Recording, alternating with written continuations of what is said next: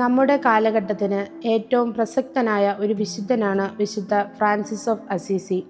1181 ഇറ്റലിയിലെ അസീസിൽ ധനികനായ ഒരു തുണി വ്യാപാരിയുടെ മകനായി ജനിച്ച ഫ്രാൻസിസ് തൻ്റെ യൗവനത്തിൽ ഒരു വീരയോദ്ധാവാകാൻ സ്വപ്നം കണ്ടയാളാണ്.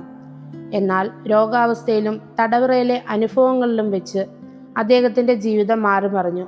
സമ്പത്തിൻ്റെയും ആഡംബരത്തിൻ്റെയും ജീവിതം ഉപേക്ഷിച്ച് തികഞ്ഞ ദാരിദ്ര്യത്തിൻ്റെ വഴി അദ്ദേഹം തിരഞ്ഞെടുത്തു. ഒരു പള്ളിയിൽ പ്രാർത്ഥിക്കുമ്പോൾ തൻ്റെ തകർന്ന പള്ളി നന്നാക്കുക എന്ന ശബ്ദം അദ്ദേഹം കേട്ടു. ഇതിനെ അക്ഷരാർത്ഥത്തിലെടുത്ത് അദ്ദേഹം തകർന്ന പള്ളികൾ നന്നാക്കാൻ തുടങ്ങി. പിന്നീട് സഭയെ തന്നെ നവീകരിക്കാനുള്ള ആഹ്വാനമായി അദ്ദേഹം അത് മനസ്സിലാക്കി. ഫ്രാൻസിസ് സ്ഥാപിച്ച ഫ്രാൻസിസ്കൻ സഭ ലളിതമായ ജീവിതം, ദാരിദ്ര്യം, സേവനം എന്നിവയാണ് തങ്ങളുടെ നിയമമായി സ്വീകരിച്ചത്.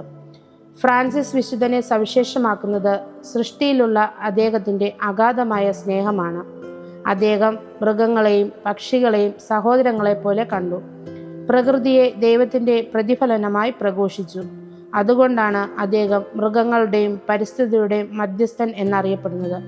സമാധാനവും എളിമയും ദാരിദ്ര്യവും ജീവിതവ്രതമാക്കിയ ഈ വിശുദ്ധൻ്റെ മാതൃക ഭൗതികത നിറഞ്ഞ ഈ ലോകത്തിൽ പ്രകൃതിയോടും സഹജീവികളോടുമുള്ള സ്നേഹത്തോടെ ജീവിക്കാൻ നമ്മെ ഓർമ്മിപ്പിക്കുന്നു.